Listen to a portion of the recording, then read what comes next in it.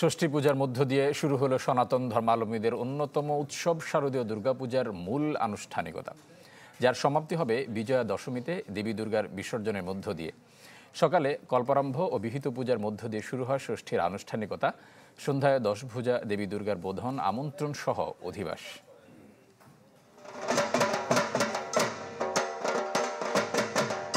ঢাকের বাদ্য, শঙ্খ আর উলুধ্বনিতে বন্দনা দক্ষিণায়নে নিদ্রিত দেবী দুর্গার। ষষ্ঠীতে উৎসবের ঢাকে পড়ল কাঠি, পালা ঘটে প্রতিমার প্রাণ প্রতিষ্ঠার। তারপরই অসুর বধে চক্র, গদা, তীর, ধনুক, খড়গ, কৃপান, ত্রিশূল হাতে হেসে উঠবেন দেবী। সকালেই কল্পারম্ভ ও বিহিত পূজার মধ্য দিয়ে শুরু হয় ষষ্ঠীর আনুষ্ঠানিকতা।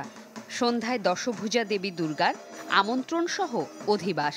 উৎকণ্ঠা দূরে ঠেলে দেশ ও দশের সুখ সমৃদ্ধি আর শান্তি কামনায় নতজানু হন সনাতন ধর্মাবলম্বীরা। আমরা সবাইকে নিয়ে ভালো থাকতে চাই। সারা বিশ্ব যদি শান্তি না থাকে, আমরাও শান্তিতে থাকতে পারবো না, সেটাই আমাদের প্রার্থনা।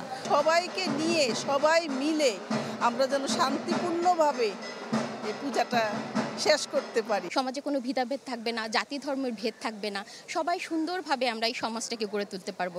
তাহলেই আসলে জগতের কল্যাণ সম্ভব। রাষ্ট্রযন্ত্র, সরকার এবং আমাদের প্রত্যেকের উচিত সেই সংখ্যাটিকে কাটিয়ে ওঠা, এবং কাটিয়ে উঠতে গেলে আত্মায় ধারণ করতে আসলে আমি চাই কিনা।